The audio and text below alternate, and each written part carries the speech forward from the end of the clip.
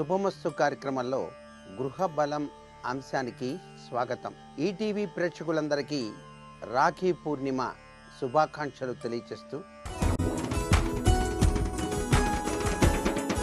సనాతన భారతీయ సంస్కృతి సంప్రదాయంలోనే కాకుండా ఇంటిల్లిపాది కూడాను ఏకతాటిపై జీవిస్తూ కలిసి ఉంటే కలదు సుఖం, విడిపోతే విరిగిపోతాం అనే సూత్ర ప్రాతిపదికకు నాంది వాక్యం పలికేటువంటి పండుగ రాఖీ పండుగ. ఈరోజు శ్రావణ పూర్ణమి. లక్ష్మీదేవితో పాటుగా గృహయోగాన్ని పొందాలి స్వంతంగా అనుకునేటువంటి వాళ్ళు ఆ తల్లి గౌరీదేవితో పాటుగా లక్ష్మీదేవిని అర్చన చేసి 30 పూర్ణముల నోము అనేటువంటిది కూడాను ఆ గృహలక్ష్మి నిర్వహించేటువంటి సంప్రదాయం కనిపిస్తుంది. సొంత గృహం కావలసినటువంటి వాళ్ళు ఈరోజు తప్పనిసరిగా ఈ పున్నమి నోముకునేటువంటి సంప్రదాయం కూడా మనకు కనిపిస్తుంది. కంగొర్తగా ఉపనయనం అయినటువంటి ఆ యొక్క వటువు తాను ధరించినటువంటి ఆ యొక్క గాయత్రీ మంత్రానుష్ఠాన రీత్యా ఆ యొక్క పరమ పవిత్రవంతమైనటువంటి ఆ జంజానికి ఉన్నటువంటి జింక చర్మాన్ని మంత్రోచ్చరణతో ఈరోజు విడిచివేయటం జరుగుతుంది.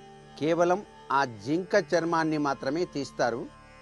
తరువాత పరిపూర్ణవంతమైనటువంటి గాయత్రీ మంత్రాన్ని నిత్యం కూడాను త్రిసంధ్య వేళలా కూడాను అనుష్ఠానం చేసేటువంటి శక్తియుక్తమైనటువంటి ప్రభావాన్ని అతగాడు పొందటం జరుగుతుంది.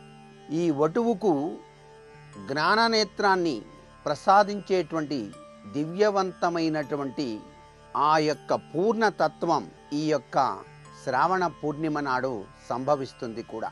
యోగికి 3వ నేత్రంలా ఆ యొక్క గాయత్రీ మంత్రానుష్ఠానం చేసేటువంటి వ్యక్తికి తప్పనిసరిగా జ్ఞాననేత్రం తెరుచుకోవటానికి ఆస్కారం ఈ యొక్క శ్రావణ పూర్ణమి నాడు చేసేటువంటి మంత్రానుష్ఠానం వల్ల లభ్యపడుతుంది.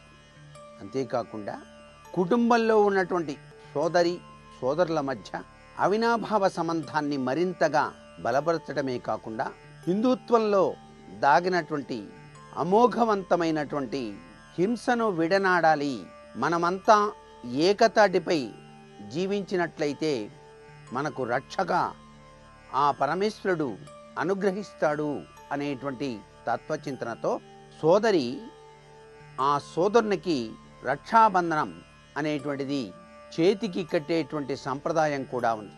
కుడి చేతికి కట్టేటువంటి సంప్రదాయం అనాదిగా వస్తోంది. ఒక ఇంటిలోని ఆడబడుచు ఎప్పుడూ కన్నీరు పెట్టకూడదని, ఇంటి ఆడబడుచు సంతోషంగా ఉంటే ఆ కుటుంబం యావత్తూ కూడాను సుఖశాంతులతో వర్ధిల్లింపచేసుకోవటానికి ఆస్కారం ఉంటుందని సూత్ర ప్రాతిపదికతో ఈ రక్షాబంధన కార్యక్రమాన్ని నిర్వహించడం జరుగుతుంది.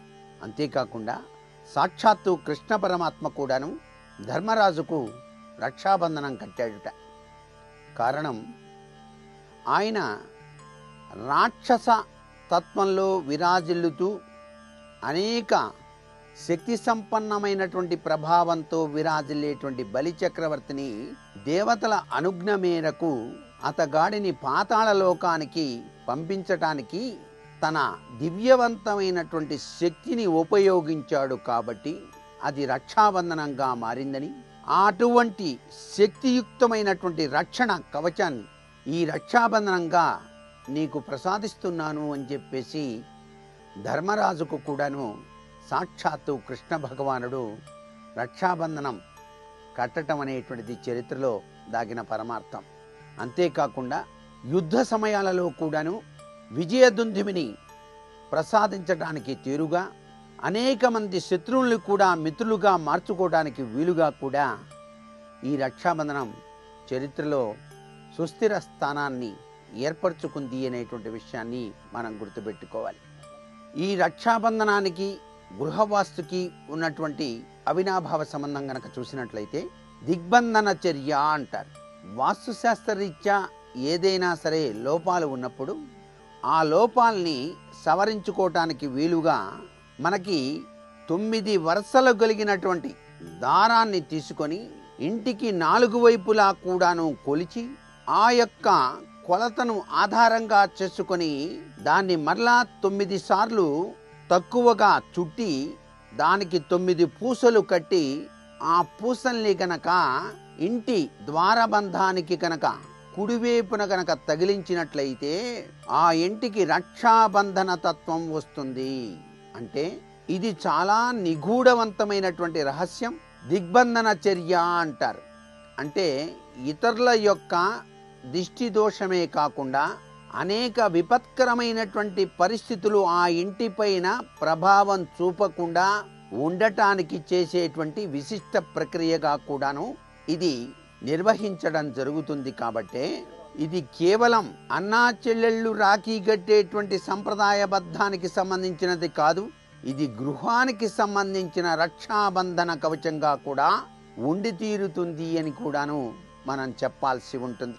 జ్ఞానాన్ని ప్రసాదించేటువంటి హయగ్రీవుని యొక్క ఉపాసనా తత్వం ప్రతి విద్యార్థి కూడా ఇంటిలో చేసుకోవాలి. హయగ్రీవ జయంతి కూడా ఈరోజే కాబట్టి జ్ఞానానందమయం దేవం నిర్మల స్ఫటికాకృతిం ఆధారం సర్వ విద్యానాం హయగ్రీవముపాస్మహే అనేటువంటి స్తోత్రాన్ని పఠిస్తూ గుర్రం తలగలిగినటువంటి ఆ హయగ్రీవుని గనక ఉపాసన చేసినట్లయితే విజయ తత్వంలో ప్రతి ఇల్లు కూడాను కళకళలాడుతుంది అని చెప్పడంలో ఏమాత్రం సందేహం లేదు.